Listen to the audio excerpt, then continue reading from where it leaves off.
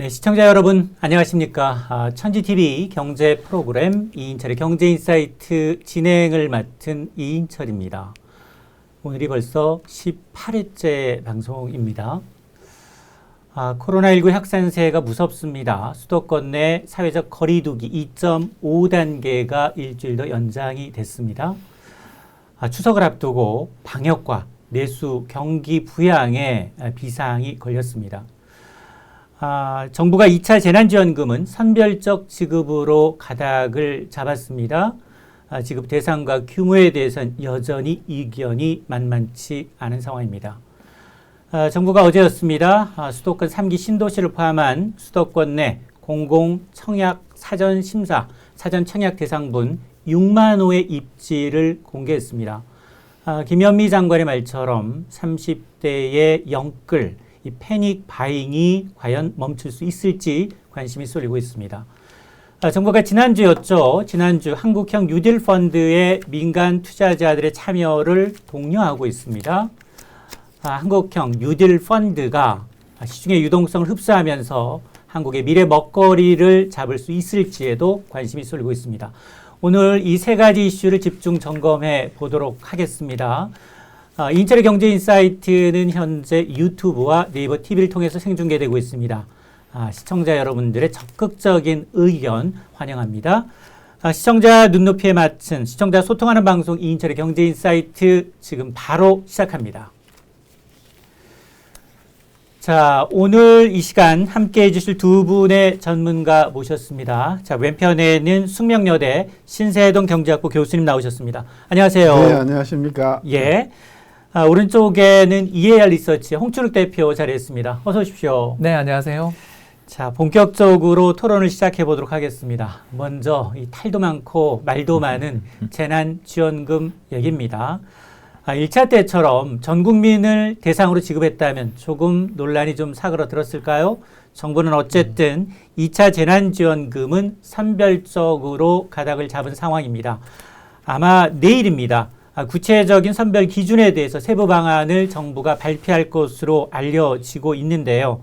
이번 이 재난지원금의 경우에는 정부의 정책으로 인해서 피해가 직접적으로 받고 있는 자영업자들, 소상공인들에 대한 맞춤형 지원이 특징적입니다. 물론 뭐 형평성 논란도 나오고 있습니다만 어떻게 보고 계신지 우리 신 교수님. 처음서부터 재난지원금이라고 하는 성격상 코로나19로 피해를 입은 분들에게 그 피해에 비례해서 지급하는 게 그게 대원칙이에요. 그런데 이제 1차 재난지원금은 그 당시 정치적인 상황에 휩쓸려 가지고 또 뭐 기술적인 어려움도 있었죠. 왜냐하면 정부 쪽에서는 하위 70%를 주겠다고 했는데 그 하위 70%를 의료보험료를 내는 기준으로 해버리니까 이게 난리가 났잖아요. 그래서 결국은 다 주기로 했는데 선별 지원 맞고요. 그 선별 지원의 기준은 정부가 지금 또 왔다 갔다 하는 것 같아요. 언론에서 간단해요. 코로나로 인해서 피해를 보신 분에게 피해에 비례해서 지급한다. 저는 그래서 기대하고 있습니다. 예. 자, 홍 박사님은 지금 선별적 지급과 보편적 지급, 물론 뭐 찬반 논란이 있었다가 일단락은 됐습니다만 그럼에도 불구하고 여전히 논란이 있어요. 일단 저도 교수님 말씀에 동의하는 쪽이고요. 그러니까 지난번은 시급했으니까 그 논란이 장기화되는 것을 계속하면서 아무 결정도 못 내리는 것보단 전 국민에게 주는 시기라도 빨리 줘야 한다라는 게 저는 맞았다고 보고요. 다만 이제 2차를 지금 검토할 수밖에 없게 된 게 최근 들어서서 특히 5, 6월 지나면서 재난지원금 효과가 소멸되면서 7월에 특히 내구 소비재 중심으로 해서 소매 판매가 마이너스 한 15%까지 나왔거든요. 그러니까 내구재 소비에 관련된 소매 판매가 마이너스 15% 정도 나왔습니다. 이렇게까지 급격한 침체가 나타날 수밖에 없던 건 당연한 게 돈을 줬다가 그 돈이 이제 끝나고 나면 다시 2차 확산에 대한 좀 공포 속에 락다운이 들어가 있기 때문에 이게 어쩔 수 없는 부분이다라고 저는 생각을 하고요. 그래서 방금 신 교수님 말씀하신 것처럼 우리나라 이 경제 통계라는 것들이 되게 잘 완비되어 있거든요. 그래서 간단하게 말씀드리면 백화점 마이너스 4%, 그러니까 전년 대비 매출입니다. 예, 경상 기준으로 해서. 그리고 면세점 마이너스 37%, 그리고 전문 소매점 마이너스 8%. 그러니까 이런 업종들이 딱 보이거든요. 그래서 특히 우리나라는 카드 사용이 일반화되어 있습니다. 그리고 또 부가가치세 환급도 얼마 전에 했잖아요. 그러니까 이런 것들을 통계를 활용해 보면 어떤 산업 어디가 어려움을 겪고 있는지에 대해서는 저는 사실 다 파악하고 있다고 생각합니다.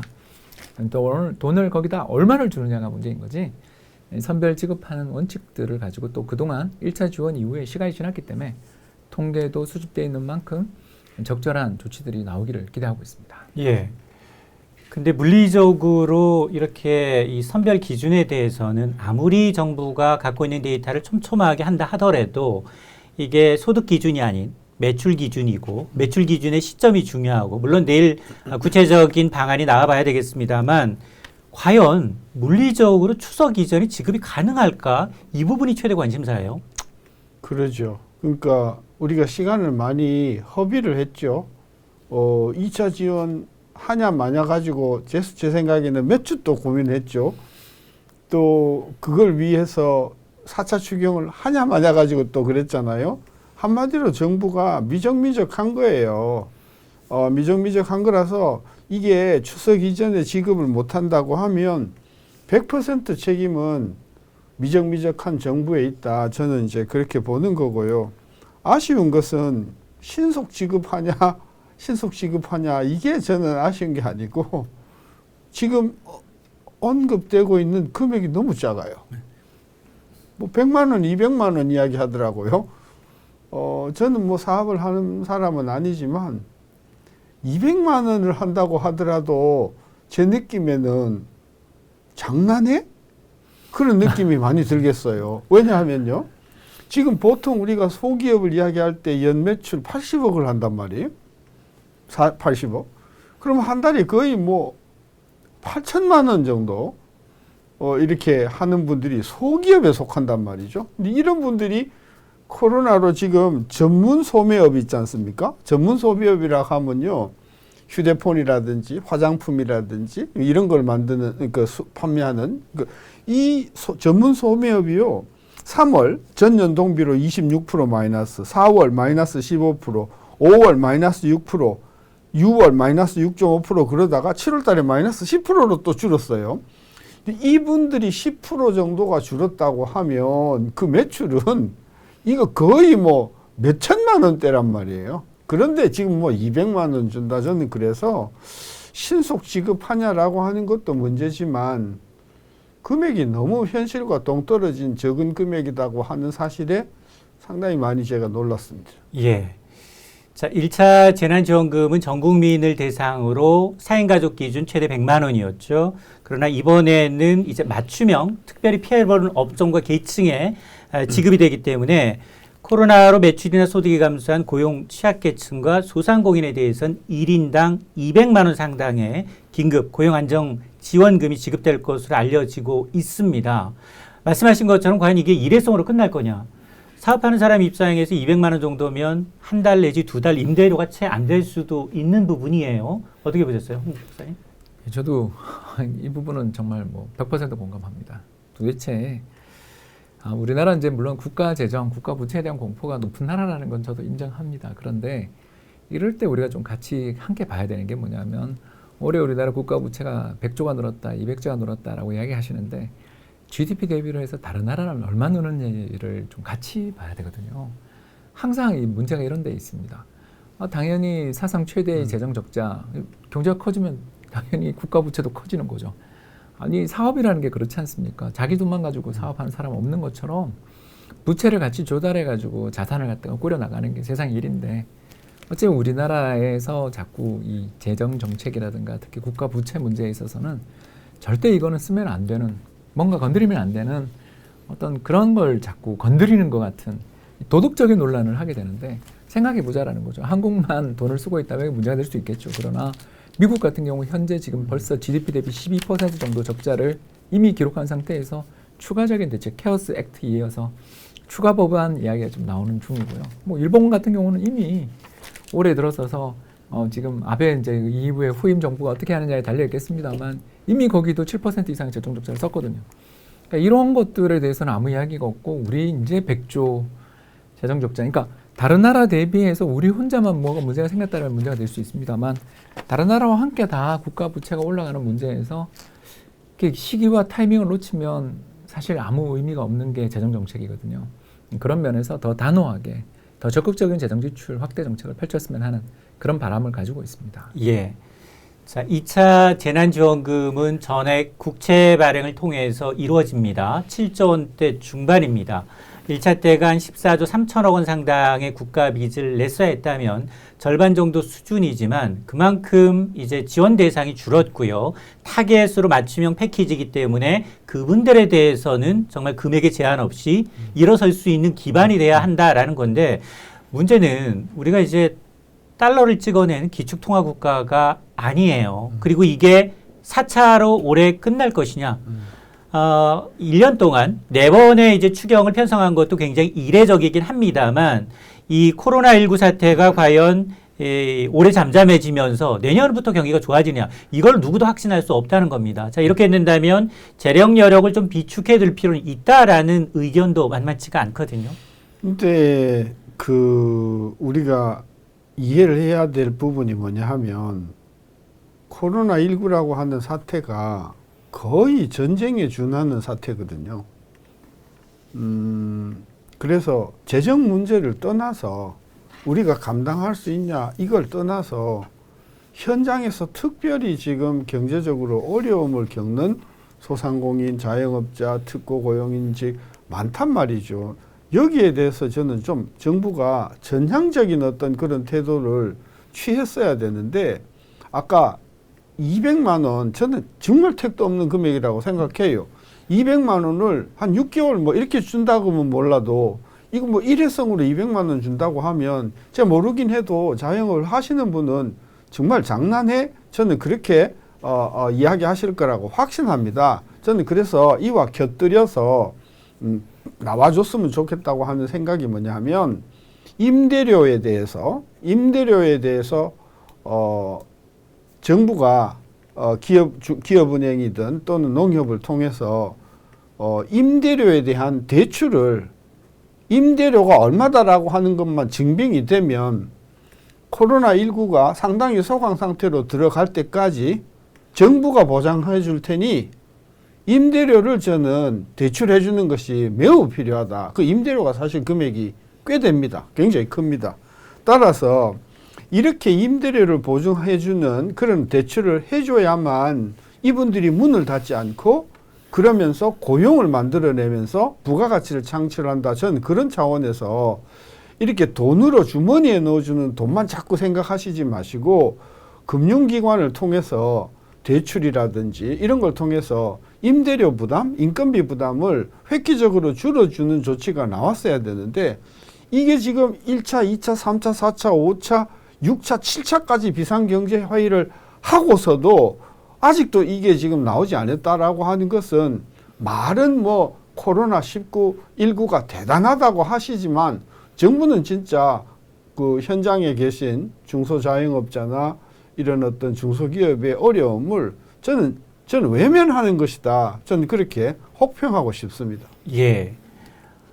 수도권 내 사회적 거리두기가 2.5단계로 격상이 되면서 고위험 시설 12개 업종뿐만이 아니라 중위험 시설, 일반 음식점과 제과점, 프랜차이즈, 일반 체육시설과 학원까지도 영향을 받고 있습니다. 아예 문을 닫아버리거나 아니면 9시 이후에는 포장 배달밖에 되지 않은 상황이죠. 정부의 방역 조치로 인해서 문을 닫은 이런 영세 소상공인들의 임대료 부분에 대해서 지적을 해주셨어요. 한 예로 서울시가 지난 1차 코로나 발생한 이후에 6개월 동안입니다. 서울시가 갖고 있는 전체 건물 내에 있는 임차인들에 대해서는 이제 적정 부분 이제 임대료를 좀 깎아줘 왔어요. 근데 그 6개월이 약속했던 6개월이 만료가 됐습니다.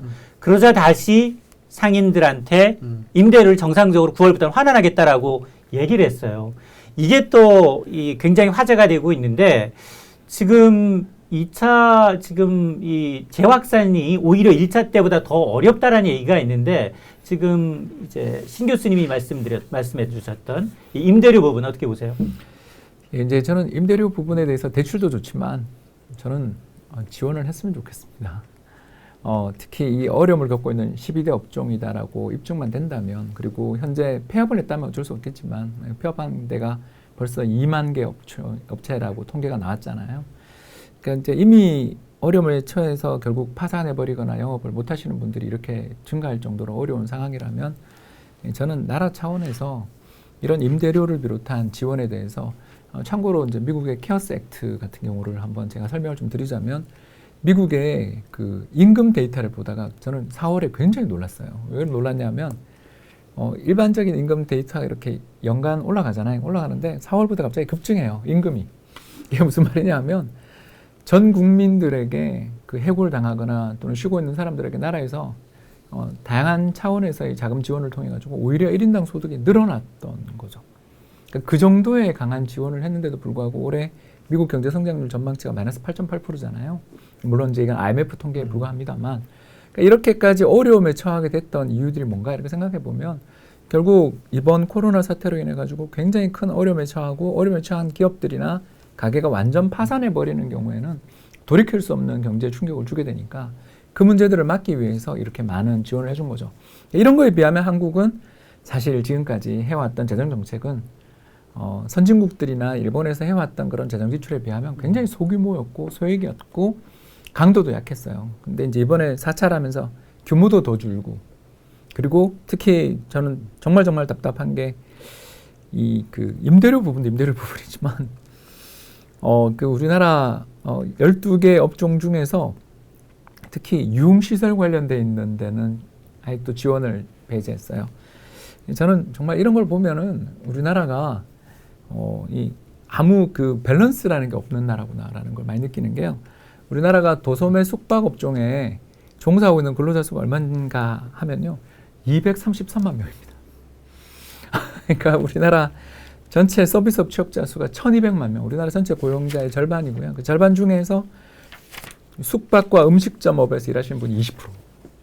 여기다 또 하나 더 해보자면 도매랑 소매 업종이 325만 명. 그러니까 우리나라 경제에서 우리는 다 수출만 보이고 제조업체만 보이는데 그게 아니고요. 우리나라 경제의 풀뿌리, 이 먹거리 이런 건 다 해결하는 업종은 이 두 업종입니다. 이 두 업종에만 종사하시는 분이니까 600만 명인데 이분들 중에 상당수는 그렇죠. 유흥업소에도 일하시는 분들도 계십니다. 근데 그분은 우리 국민이 아니냐라는 거죠. 그냥 김영란법을 잠깐 해제해서 뭐 20만 원까지 상품 하는, 그 우리나라 국민은 그러면 농촌에서 또는 소를 키우는 그런 분들만 우리 국민이고, 그런 김영란법조차도 일시 완화해서 선물 주자고 지금 캠페인을 벌이는 거는 괜찮고, 유흥이라든가 또 이쪽 관련된 업종에 일하고 있다라는 걸로 거기는 지원을 빼는, 이런 식으로 자꾸 그 돈을 주거나 이러는 방식 자체가 일단 첫 번째가 너무 조건을 많이 달고, 두 번째 소액이고요, 세 번째 일시적이다라는 게, 이게 이제 우리나라 경제는 지금까지 운이 좋았죠. 방역에 성공했다, K-방역이다 그랬지만 사실 이번 2차 재확산 과정에서 많은 부분에서 또 새로운 어려움이 시작됐다라면 이런 어려움들에 대해서 같이 고통을 분담시키려면 지원도 좀 적극적으로 하자. 그리고 다른 나라처럼까지는 못하더라도, 그 뭐 기축통화국가라서 안 된다 그러더라도 그 비슷하게라도 규모는 좀 적게라도 해야 되는 거 아니냐라고 생각합니다. 그 단란주점 유흥시설을 뺀 것은 네. 이것이 가볍게 볼 게 아니에요. 저는 사실 술을 안 마시는 사람이라서 단란주점 유흥시설을 저는 가지는 않지만은 이걸 뺐다는 것은 저는 위헌적인 요소가 있다. 그렇죠. 그러니까 관료들이 얼마나 그 생각이 정말 꼴통 보수적인 생각이냐 하는 거를 정말 잘 나타내주는 거예요. 저는 이게 만약에 확정이 되면요, 단란주점 유흥시설 하시는 분들이 정말 깨진 맥주병 들고 나와서 시위할 거다. 저는 당장 이 단란주점 유흥시설 뺀다는 사실을 저는 철회해야 된다고 생각하고요. 기준이 아까 이야기했잖아요. 아니 이게 그러면 지원을 못 받을 업종이라면 영업 허가를 내주지 말고 세금도 거두지 말아야 하지. 저는 굉장히 놀랐습니다. 특히 문재인 정부와 같이 공정을 이야기하고 인권을 이야기하는 정부가 이 단란주점 유흥시설을 뺐다는 사실에 대해서 정말 분노를 금할 수 없다, 그 말씀을 드리고요. 그 다음에 종교시설은 왜 또 지원해서 뺐나요? 지금 교회나 사찰이나 모르겠어요. 천주교는 재정이 튼튼해서 그런지 모르겠습니다만은 지금 그 교회에 계시는 분들이 이번에 코로나로 인해서 예배가 다 단절이 되고 함으로 해서 재정적으로 굉장히 어렵단 말이에요. 도대체 이 정부는 그럼 교회 다니는 분은 안 계신가요?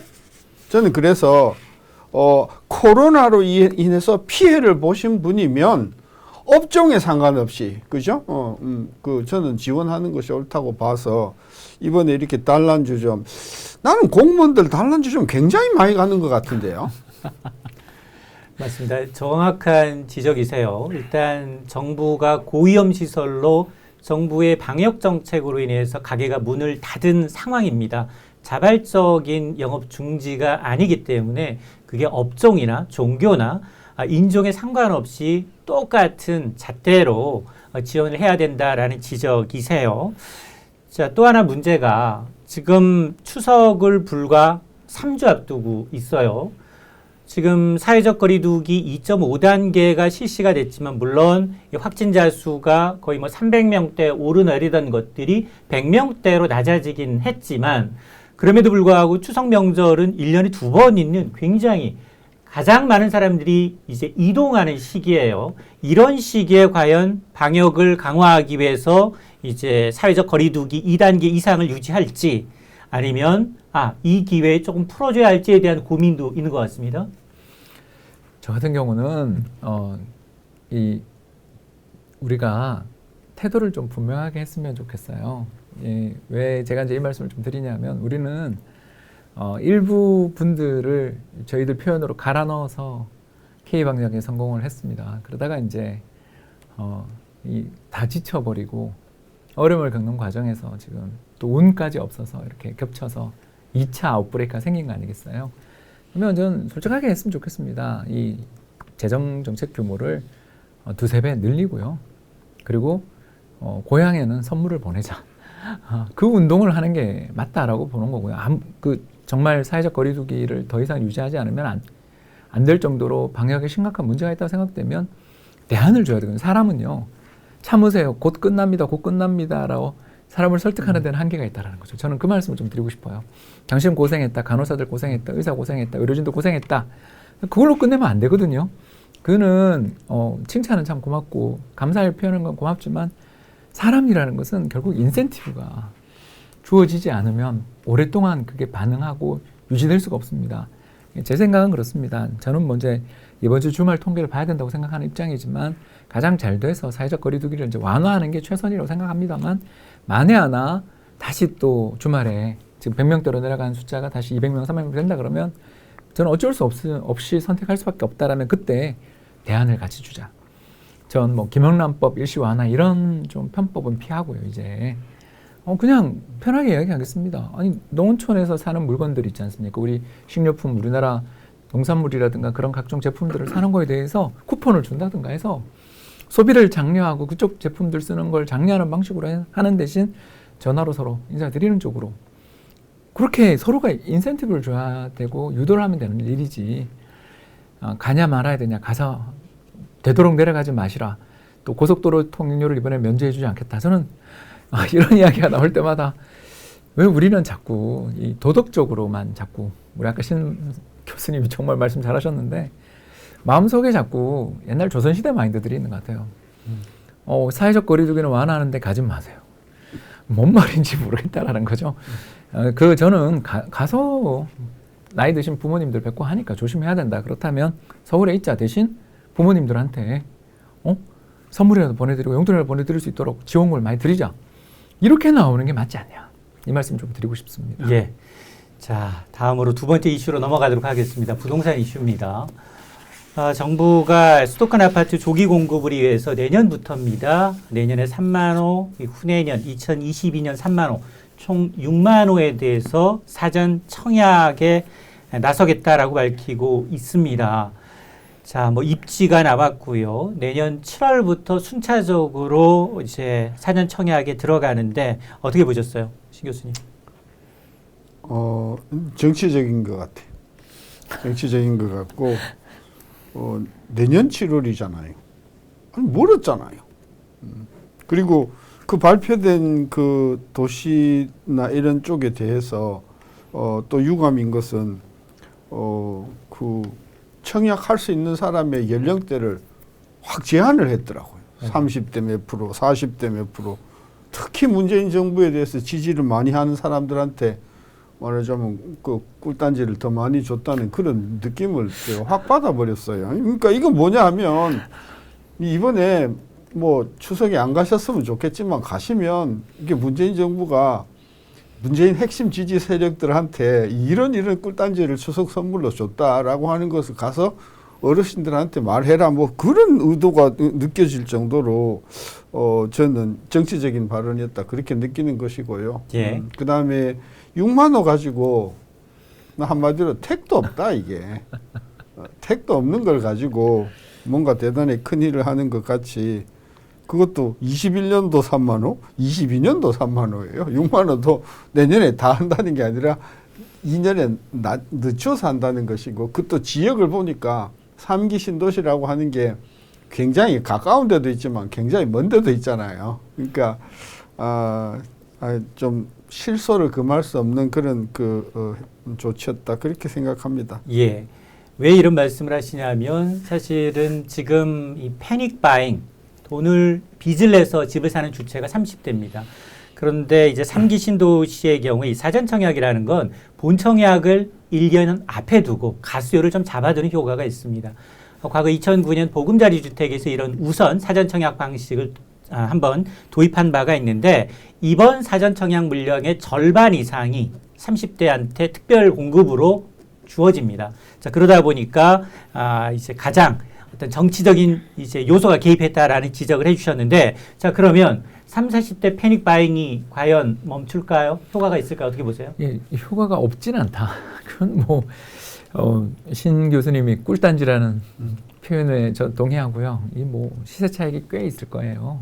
특히 공공분양이라면 시세 차익도 주어질 수 있고, 더 나아서 이 사전 청약이라는 게 이게 언제 입주하냐 생각해 보면 빨라야 한 5, 6년 뒤에 입주할 걸 지금 이렇게 빨리 사전 청약을 시키게 되면 이제 그동안 무주택 자격을 유지해야 되거든요.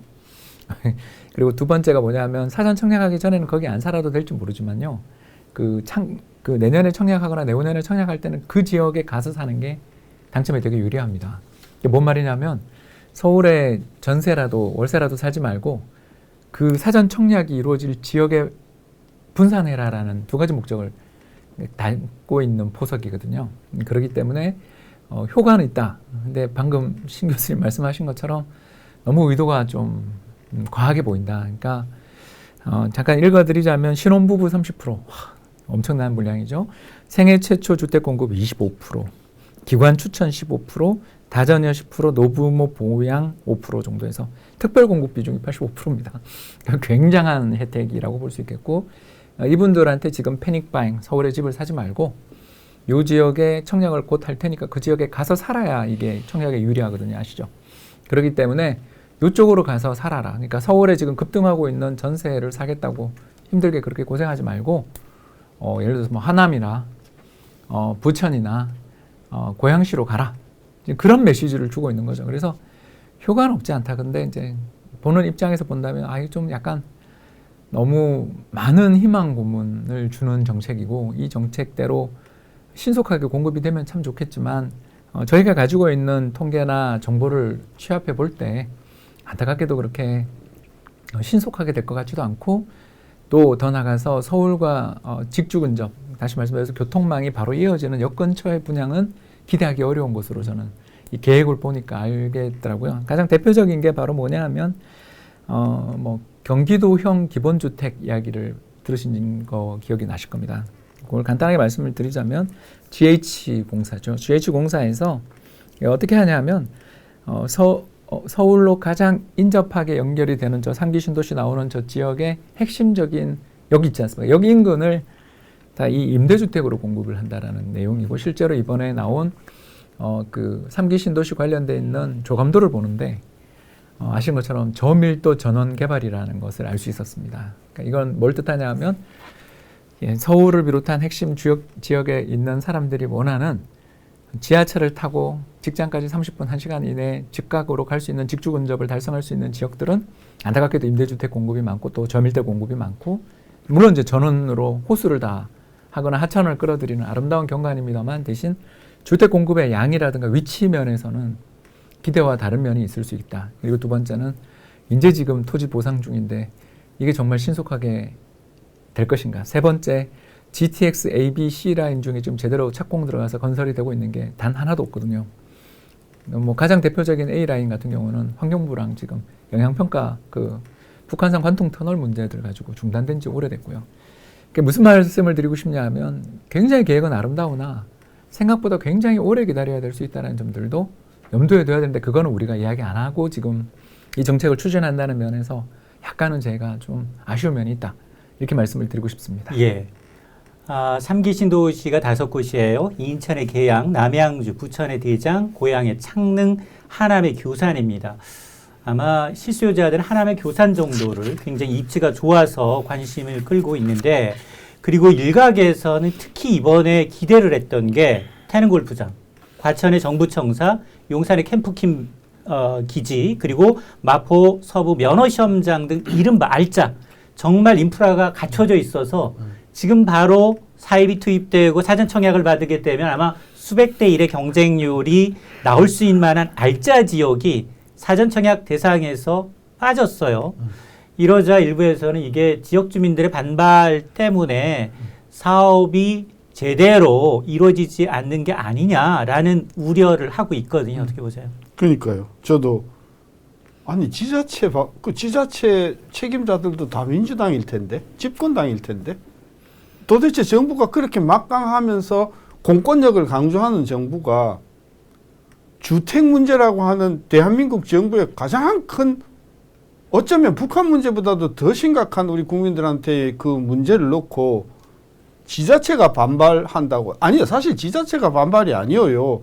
그 주변에 사는 거주민들이 자기 집값이 떨어질까 싶어서 일부가 반발하는 거란 말이에요. 거기에 두려움을 느껴서 발을 뺀다고 하면 세상에 이렇게 옹졸하고 겁 많은 정부가 저는 따로 없다. 저는 그런 차원에서 뭐 그게 교통부 그 건교부 장관이 되셨든 대통령이 되셨든 전 대국민 설득을 해야 된다고 봐요. 오셔서 당신의 집값 떨어지는 게 걱정이 돼서 이것을 반대하시냐. 지금 집 문제 때문에 지금 난리가 이렇게 일어나고 있는 저는 그런 면에서 이게 태릉 CC, 과천, 용산 그 캠프킴, 그다음에 서부 면허시험장 이거 지금 뺐는데요. 그러면 그 이번에 넣은 데는 그럼 주변에 주민들이 가만히 있으실 것 같아요? 정부의 공권력을 동원해서라도 어떤 그런 강력한 어떤 추진 의사를 보였으면 하는 생각인데 그런 면에서 많이 아쉽습니다. 예. 조금 제가 이 부분에 대해서 예. 조금 더 말씀을 드리자면 이런 지역들의 공통점이 뭐냐면요. 이게 다 대표적인 걸 이야기하자면 태릉시시 있는 데가 되게 위치가 좋거든요. 그런데 이제 문제가 이 도로교통망에서 보면 굉장히 어려움이 많은 지역들이고요. 그래서 구리는 또 좋아합니다. 근데 이제 서울 주민들은 싫어하고요. 또 대표적인 게 서부 면허시험장인데 거기 같은 경우는 상암동 같은 경우는 전체 주택의 거의 절반 정도가 임대주택으로 이미 공급돼 있어요. 그런 상황에서 아시는 것처럼 그 100층짜리 롯데 쇼핑몰 자리부터 시작해서 상암동 관련돼 있는 개발 사업들은 그동안 진척된 게 하나도 없었거든요. 당장 저희들이 우스갯소리로 하나 이야기하는 게 2022년 카타르 월드컵 대교라고 불리는 다리가 하나 있습니다. 이게 뭐냐면 2002년 월드컵 때 계획이 돼서 상암동과 그 건너편을 잇게 되는 다리인데 그 다리가 아직도 완공이 안 됐어요. 20년이 돼 가는데. 이게 뭔 말을 드리고 싶냐면 그러니까 저희가 지역 주민들한테 그 설득을 좀 하고 싶다면 거기가 왜 반발을 하느냐에 대한 이유는 그분들이 물론 당연히 님비가 있어서 그럴 수도 있죠. 그건 신 교수님 말씀도 동의하고요. 다만 좀 더 말씀드리고 싶다라는 거는 이런 조치들을 통해서 이 알짜 땅을 그동안 개발 못했던 이유가 있었거든요. 사실은. 네. 그렇지 않습니까? 이렇게 좋은 땅을 몰라서 개발 안 한 게 아니라 다 이유가 있었는데 이 땅을 대부분 임대주택으로 그럼 짓겠다라고 지금 발표를 한 거 아닙니까? 그렇다면 여기에 인센티브를 줘야죠. 예를 들어서 도로교통망이 안 좋은 태릉시시 쪽 지역이라면 거기다가 뭐 예를 들어서 구리시라든가 아니면 서울시라든가 연결해주는 어떤 그런 간선 도로망을 놓겠다는 거.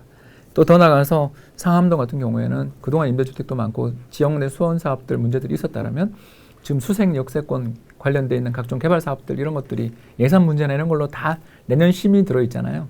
그러니까 이런 거에 대한 어떤 정부가 이게 어쩔 수 없는 일이니 도와달라, 양보해달라라고만 말을 하는 거는 급할 때는 통하거든요. 근데 누차 이야기하지만 이게 반복되면 참으면 내가 손해를 본다는 생각들을 들게 하는 정책들인 거예요. 이게 자꾸 저는 우리 정부가 과단성을 좀 가졌으면 좋겠고 그 과단성의 핵심은 앞서 첫 번째 주제와 연결돼 있지만 이런 인프라는 결국은 예산입니다. 모든 문제는 예산입니다.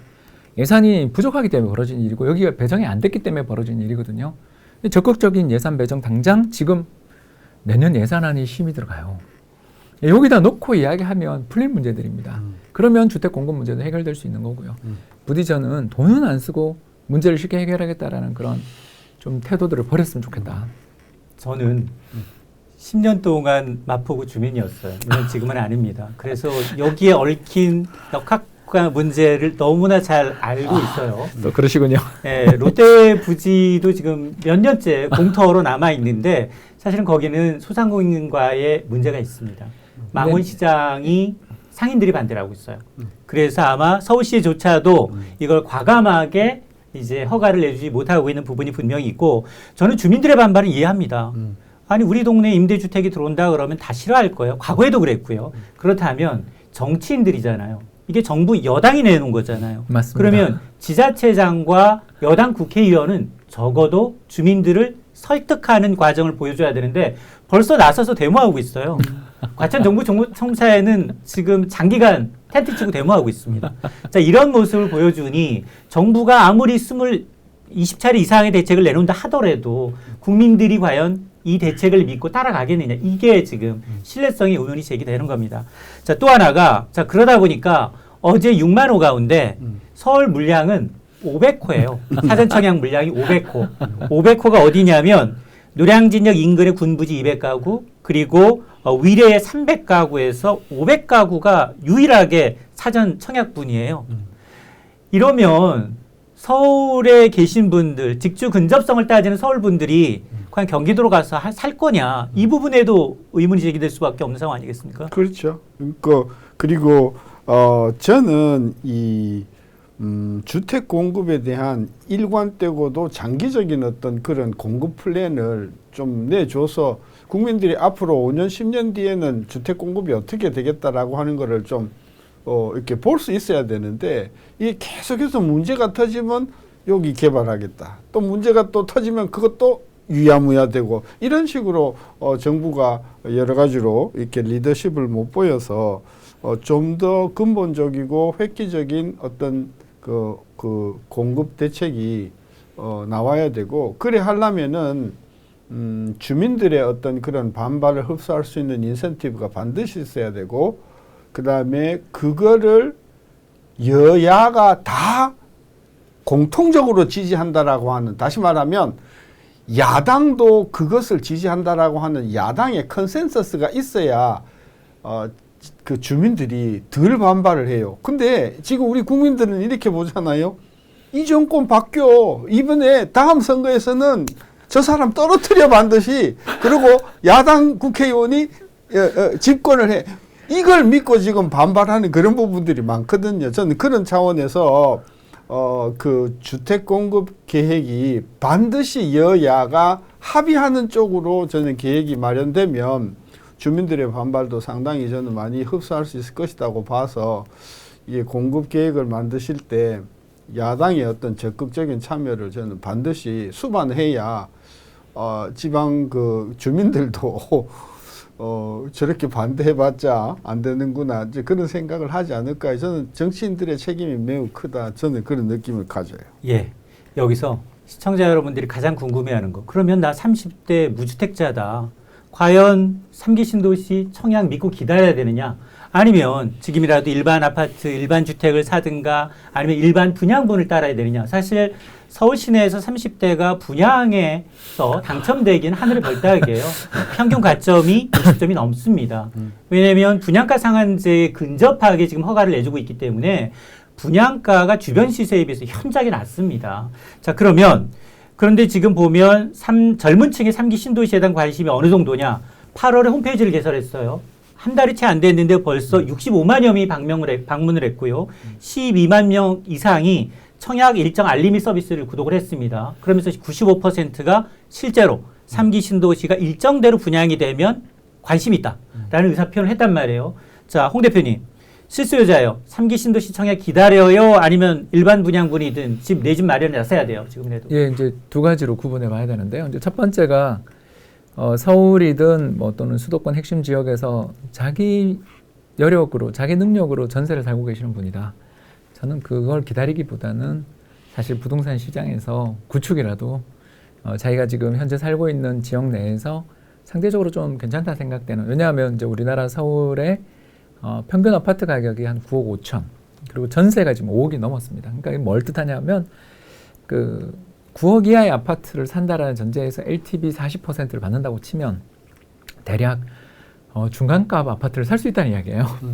그 무슨 말인지 아시겠죠, 그죠? 그래서 저는 아무리 봐도 우리 오늘 신 교수님도 잘 이야기해 주셨지만 내년에 이걸 청약인데 1, 2년 동안은 굉장히 마음이 괴로운 상황이, 이게 물량도 적을 거다 또는 차질이 있을 거다 분명히 이야기 나올 가능성이 높으니 저는 이렇게 그 여력이 되시는 분들이 집값이 빠질 거다라는 것에 베팅한 셈이 되잖아요. 그런 분들은 너무 그렇게 좌고우면하지 마시고 너무 고민하지 마시고 여력 때는 서울이든 또는 수도권 핵심 지역의 아파트를 사는 쪽을 말씀을 드리고 싶습니다. 왜 그러냐? 1, 2년 내로 아까 말씀드린 이 병목이 해결되기 정말 어려워 보인다라는 거고요. 두 번째로 아예 뭐 지금 살고 있는데 전세금도 대출이고 그것도 월세다. 예를 들어 이렇다라면 저는 그 젊은 게 좋은 게 뭐가 있었습니까? 예, 그 장화 신고 들어가서 구두 신고 나오는 전략을 채택하라는 말씀을 저는 드리고 싶어요. 정부가 지금은 이게 굉장히 예전에 우리나라 1기 신도시, 2기 신도시 다 그랬어요. 처음엔 참 좋은 의도와 그걸 가지고서 저밀도로 아름다운 도시들을 만들겠다는 계획을 했었지만 결국 그 계획대로 제대로 된 도시는 제가 봐서 판교, 광교 정도 말고를 제외하고는 전부 난개발 비슷하게 됐습니다. 왜 그러냐? 주택 공급이 너무 부족하다 보니까 결국 추가 개발, 추가 택지 개발로 가장 뭐 대표적인 게 고양시 아니겠습니까? 예, 그렇게 번져 나갔습니다. 이게 뭘 의미하냐?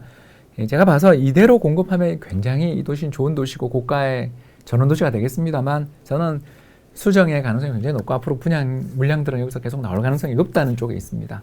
그렇다면 젊은 분들 입장에서 지금은 이 당첨 가능성이 상당히 낮을 거예요.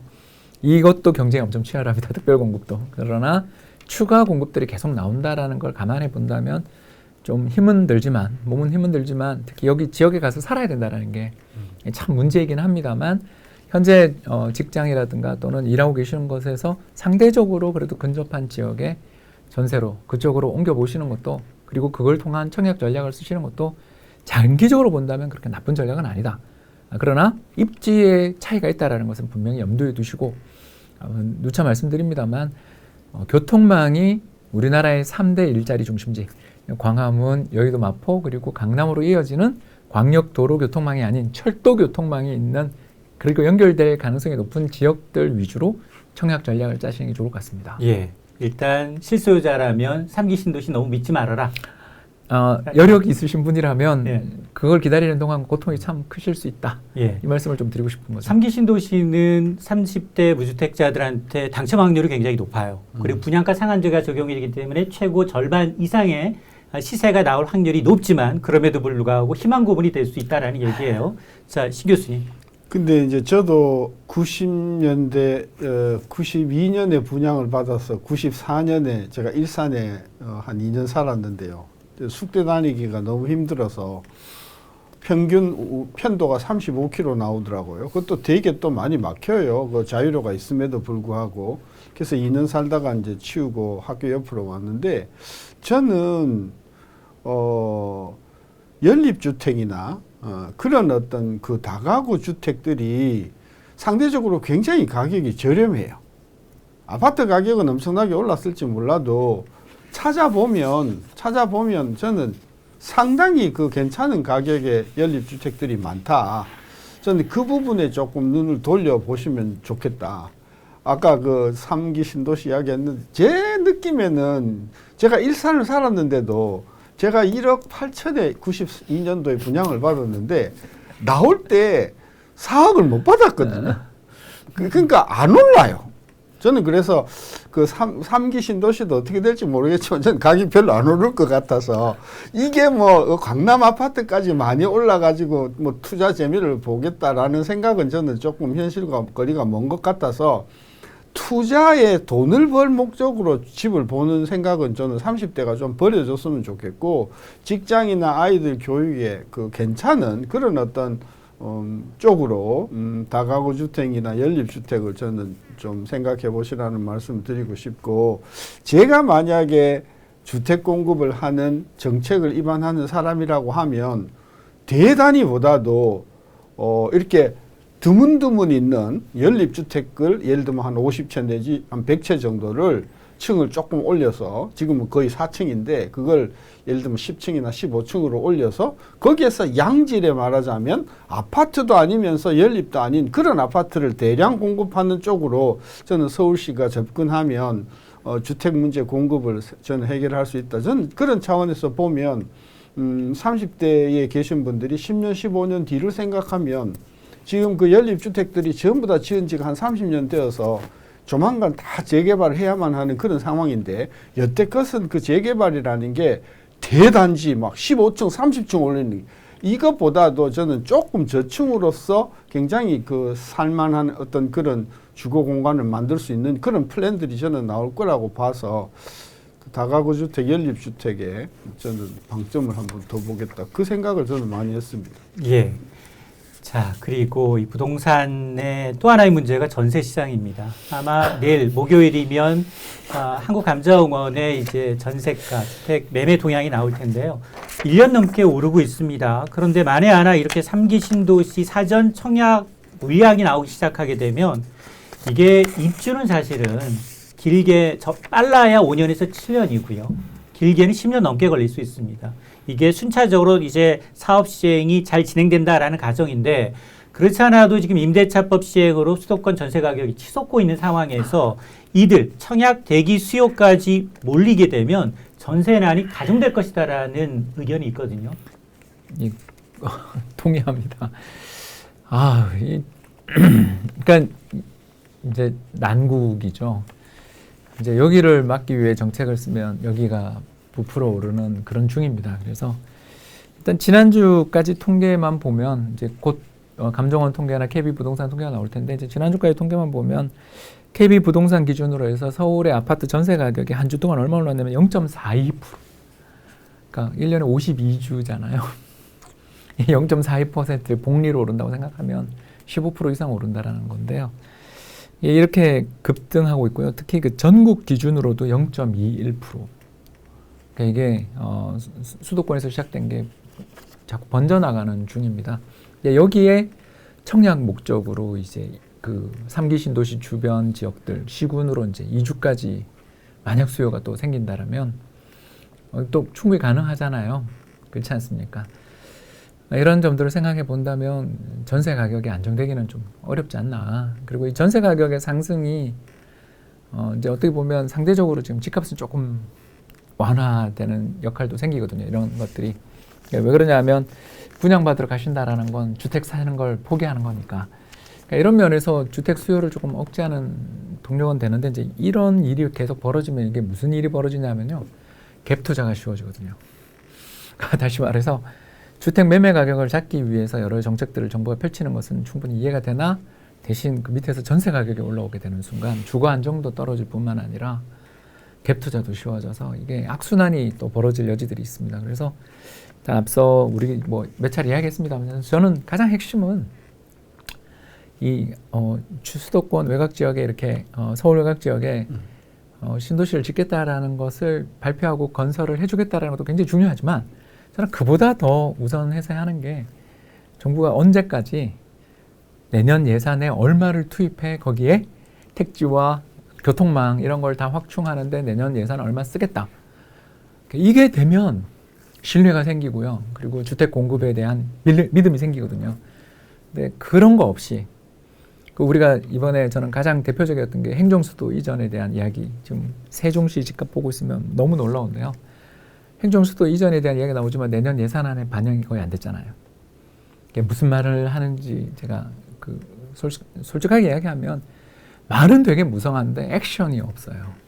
그러니까 시장 참가자들의 신뢰를 얻고 그들에게 믿음을 줄 수 있는 가장 좋은 방법은 돈입니다.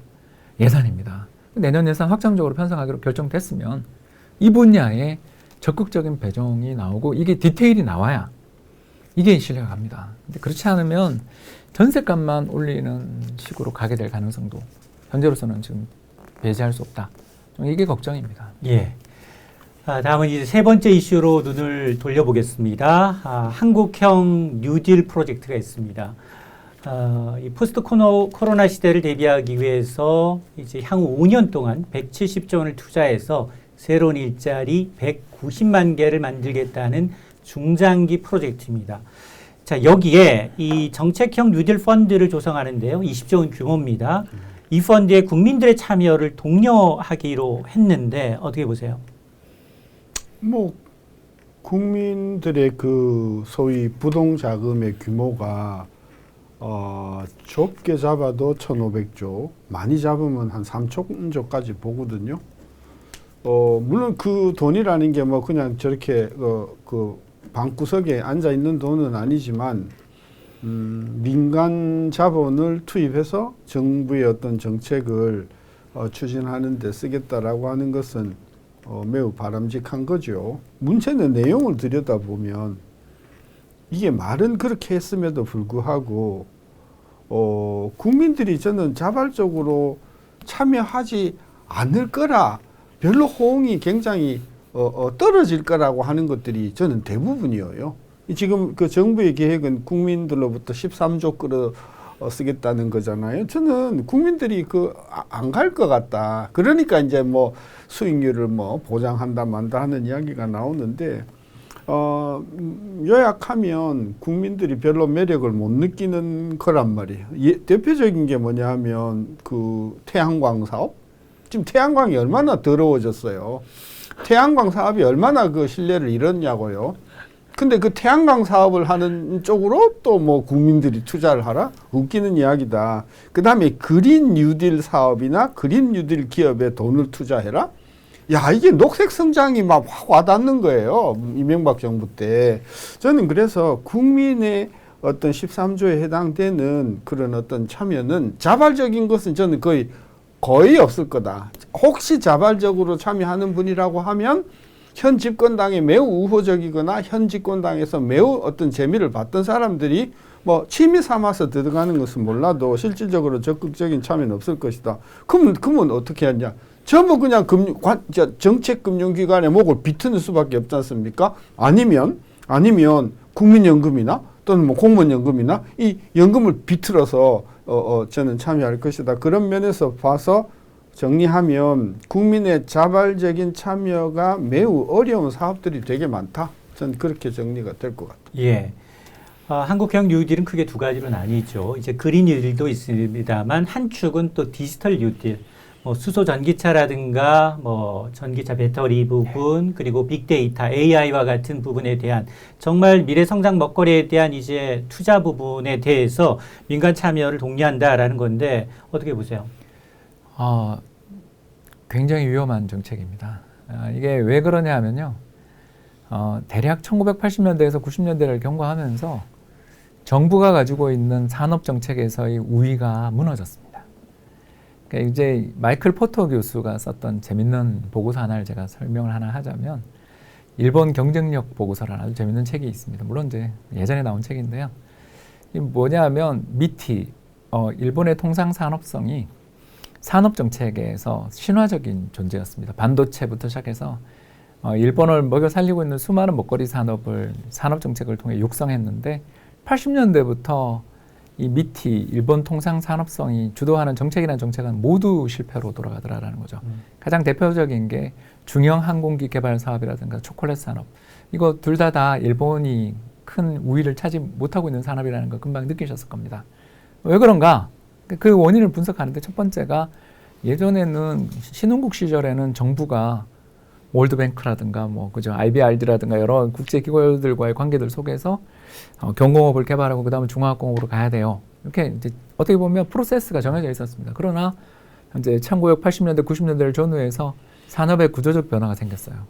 정보통신혁명이 시작됐죠. 그러면서 정부가 기존에 가지고 있었던 노하우들이 시장에서 새로 변화되는 것과 마찰을 일으키기 시작하면서 경제 내에서 이런 정부가 주도하고 있는 산업 정책들이 결과적으로 어떤 결과를 가져왔냐면 공급 과잉으로.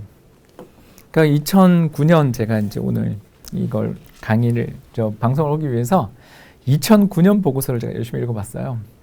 여기 보면 전부 이명박 정부 때 녹색 펀드 관련주들 테마가 나옵니다. 그래서 미국 시장에서의 점유율이 높은 풍력 발전 기업들에 주목하라라는 보고서를 제가 하나 들고 왔는데요. 그 뒤에 이제 주가를 봤죠.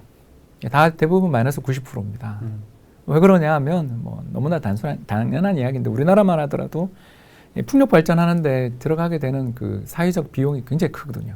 그러니까 그 풍력이 이 기존에 존재하고 있었던 다른 그 어떤 에너지원에 비해 가지고 생산성이 올라온 건 분명한 사실인데 문제는 이제 어민들의 반대라든가 환경 문제라든가 또는 공사상에 있어서의 어려움들로 인해 가지고 실제로 추진되는 경우들이 거의 없었다라는 게 최대의 문제였고 더 나가서 여기는 또 미국에서의 재생에너지 이런 것들 그때 오바마 정부 했는데 아시는 것처럼 오바마 정부가 그 다음에 선거에서 지면서 국회에서 다수 의석을 잃어버리면서 동력이 다 사라져서 사실 아시는 것처럼 유명무실해졌고 특히 박근혜 정부의 그 통일펀드는 더 심하게 안타깝게도 통일 대박 이야기를 했습니다만 개성공단 지금 폐쇄된 상황이잖아요.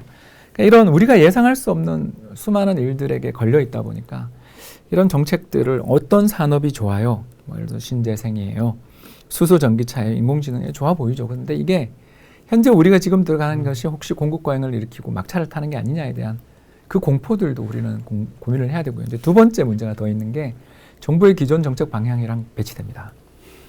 정부의 가장 배치되는 정책이라고 제가 말씀드리고 싶은 게 MRG입니다. 제가 이제 모 기관에 있어서 이걸 제가 잘 아는데요. 간단하게 말하자면 우면산 터널이나 9호선을 생각하시면 됩니다. 어려울 때 정부가 돈이 없어가지고 그때 뭐 외환위기 때 돈이 없어가지고 다른데 돈을 빌려가지고 건설을 했어요. 그래서 9호선도 착공하고 우면산 터널도 개통하고 그 밖에 수많은 여러 가지 인천공항 고속도로를 놨습니다. 놓고 난 다음 보니까 그때는 금리도 뭐 몇 퍼센트 되게 어려울 때 들어왔으니까 그 사람들은 30년씩 투자하겠다 그랬으니까 고금리를 받았죠. 그러면서 수익 보장 사업 MRG를 했습니다. 근데 지금 지나고 보니까 금리가 그때에 비해서 얼마가 떨어졌는데 사업의 수익성이 이렇게 문제 좋은데 이걸 왜 남한테 주냐. 이러면서 사실상 재구조화했던 거 기억나시잖아요.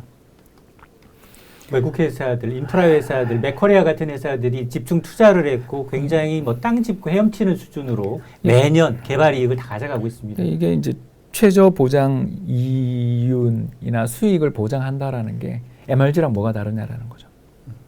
이렇게 되면 이게 정부가 만약에 사업이 제대로 안 되면 정부가 보장하겠다는 뜻이 되는 건데 최저 수익 보장이랑 뭐가 다릅니까? 이게 기본적으로 우리 정부 정책이 기존에 했던 정책 방향, 특히 서울시가 해왔던 정책 방향이랑 많은 부분이 좀 배치가 돼요. 그래서 이런 정책들은 이해는 되나 추진함에 있어서 좀 조정이 필요하지 않을까 생각됩니다. 예. 관제 펀드의 위험성 그리고 이게 향후 5년 동안 지속되는 프로젝트이기 때문에 어떤 정부가 만일 교체될 당시 집권 여당과 이제 반대로 정부 정책이 바뀌게 되면 또 불확실성이 커질 수 있다라는 건데 단기적으로 주식 시장은 굉장히 핫해요.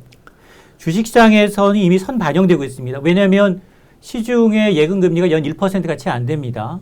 그런데 정부는 지금 국고채 10년물 1.5% 플러스 일부 펀드의 경우에는 세제 혜택까지 줍니다. 뉴딜 인프라 펀드의 경우에는 1인당 투자 금액 2억 원에 대해서 지금 당초 배당 소득세율 이게 14%가 아니라 9%까지 낮춰주고 분리과세하겠다는 거거든요. 어떻게 보세요? 아까 그 MRG 이야기가 나오셨는데 그 한마디로 당시에 그 민자 사업을 허용한 정부 기관이 둘 중에 하나입니다. 아주 무능했거나 아니면 짜고 찼거나. 그래서 어마어마한 국민의 부담을 가지고 외국인들한테 혜택을 준 사실이에요.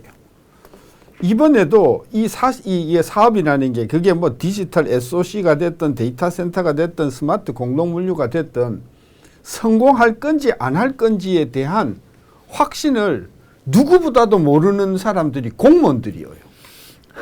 가장 상대적으로 잘하는 사람은 민간 부분일 텐데 가만 놔둬도 수익성이 있으면 민간 사업들이 제발 정부는 신경 쓰지 마세요. 내가 하겠습니다. 혼자 해가서 이 독식을 하겠습니다. 이렇게 나올 것인데 이거를 이렇게 사업을 정부가 앞장서서 장구치고 북치고 그러면은 민간 기업들은 속으로 그래 해서 한번 깨져봐. 결국은 저는 또 다른 형태의 MRG 사태가 되어서 국민연금이 됐든 또는 뭐 여러 가지 국책은행이 되었던 돈은 돈대로 깨지고 그 다음에 그 결과는 허허 벌판에 철골물만 남는 이런 사태로 될 것이라고 봐서 저는 매우 부적절한 사업이라고 생각하고 더구나 요거 대통령 바뀌면 2022년에 앞으로 어떻게 될지도 모르는 사업이다.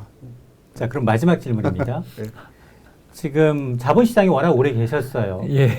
지금 마이너스 35%까지는 사실은 이거 자본시장법 위반이기 때문에 원금 보장 얘기를 할 수가 없습니다. 네, 그렇습니다. 근데 정부가 지분 참여하는 것만큼 후순위로 참여를 하겠다는 거예요. 그렇죠. 손실이 나면 먼저 메꿔주고 국민들한테는 손실 안 가도록 하겠다는 겁니다. 자, 그러면 투자자들 입장에서 지금 뭐 예금 금리가 제로인 상황에서 1.5% 플러스 세제 혜택까지 준다라고 하는데 투자해야 돼요, 말아야 돼요? 저라면 하겠습니다. 제 말씀은 이제 나이가 든 사람들은 그 수익의 기대가 낮잖아요. 그런 뜻입니다. 그러니까 나이가 드신 분들 입장에서 뭐 나중에 이제 유야무야 되더라도 정부가 이렇게 보증해놨는데 이게 사회 문제가 되면 결국은 보장이 될 거다라고 생각하시는 것들을 되게 많이 제가 들어요, 사실은. 근데 저는 그 부분에 있어서도 정권이 바뀌고 새 정부가 들어서서 이런 한국형 뉴딜의 어떤 파이낸스에 대해서 문제가 있다고 하면 우리가 나중에 MRG도 새 정부가 들어서서 다 뭉개버리고 강제로 그죠 계약을 종료시켰던 거와 마찬가지로 그럴 가능성이 저는 충분히 있는 것이라고 봐서 저는 추천하지 않고 신 싶습니다. 교수님 신 말씀에 교수님은 예, 정권이 조금만- 바뀔 가능성을 굉장히 높게 보시는데 저는 그렇게 썩 전망이 좋지는 않은 것 같아요. 예, 그 재무조화 과정에서 가격을 받긴 했습니다. 여기까지만 하겠습니다. 알겠습니다. 이제 마칠 시간입니다. 미처 못다한 얘기는 다음 시간에 더 자세히 두 분 모시고 얘기를 나누도록 하겠습니다.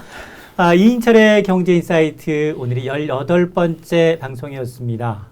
뭐 2차 재난지원금, 부동산, 뉴딜 펀드까지 다뤄봤습니다.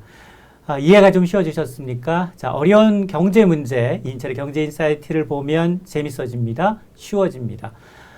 이인철의 경제인사이트는 유튜브와 네이버 TV를 통해서 다시 보기 할 수 있습니다. 이런 경제 이슈 다뤄봤으면 좋겠다라는 거 댓글로 남겨주십시오. 프로그램에 적극적으로 반영하도록 하겠습니다. 시청자 눈높이에 맞춘 경제 전문 프로그램 이인철의 경제인사이트 오늘 순서는 여기까지입니다. 다음 주 더 알찬 내용으로 찾아뵙겠습니다. 고맙습니다.